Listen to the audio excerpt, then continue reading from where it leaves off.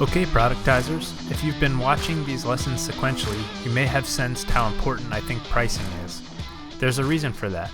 As I built JurisPage, we did 2 price increases, both of which A, increased our revenue immediately leading up to the price increase, and B, increased our revenue after the price increase. That isn't to say that I think we should have been charging more from the beginning. We probably needed more credibility when we were starting in order to charge the higher prices.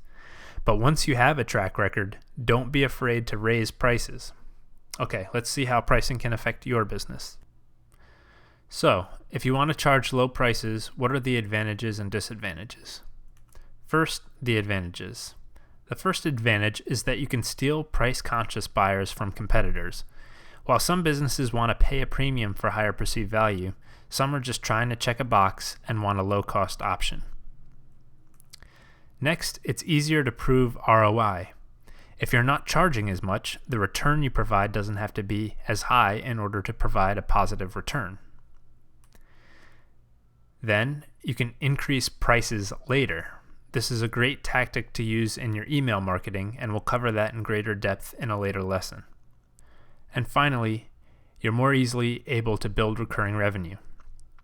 As you grow, recurring revenue, not one-time payments, will become the lifeblood of your business. So if you're charging the same monthly fee regardless of the setup fee, a low setup fee may be a way to increase the number of clients that you can get.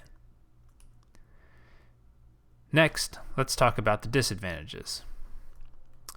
First, you need more clients to earn the same amount of revenue as a business charging higher prices.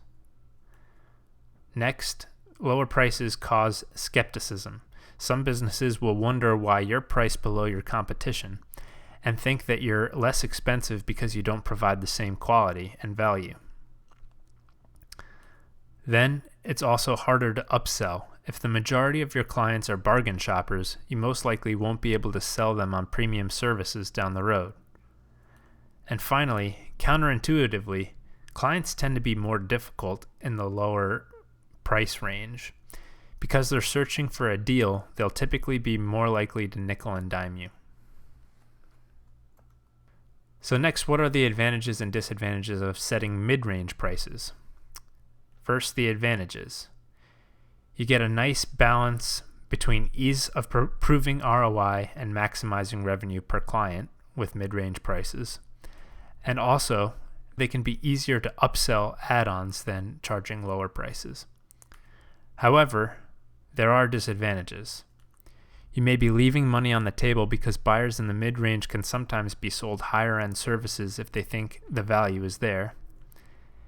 And it can be tempting to discount during sales calls if you're speaking with a potential client who seems like a good fit but is concerned about price.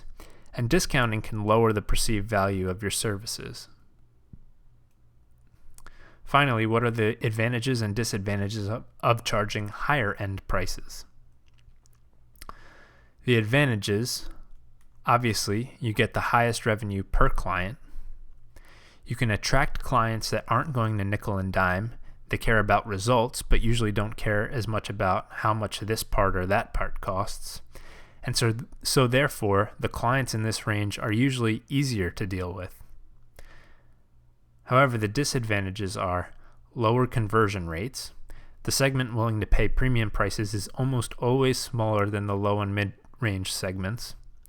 And because you have lower conversion rates and a smaller customer base, it can be harder to build recurring revenue.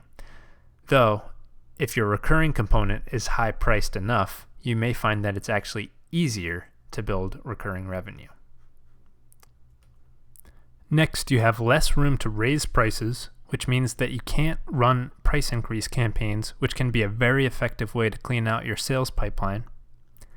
And finally, high-priced services can be much more involved to deliver and therefore harder to productize. Because these involve premium components that may involve a little bit more work on your end, it's harder to procedurize them and deliver them efficiently. In the next lesson, we'll talk about the importance of recurring revenue and the types of services that people will pay monthly for.